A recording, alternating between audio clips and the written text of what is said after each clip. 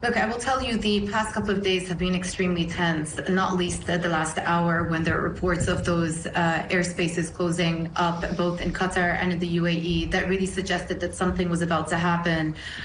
We heard multiple witnesses report several explosions over Doha, so it wasn't imminently clear what was going on. But of course, now we understand that several missiles were fired towards that Al Udeid base.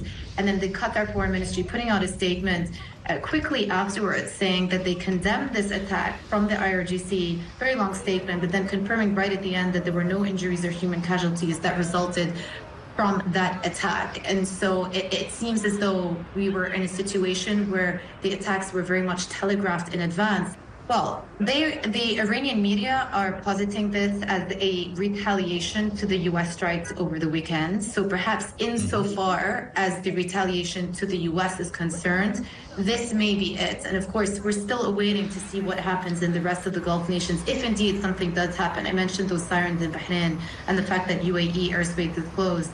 But from Qatar's standpoint, I just want to give you two factoids that I think are relevant also. I'm sure you're aware of the significance of Al Udeid base in the region, the largest U.S. base in the Gulf.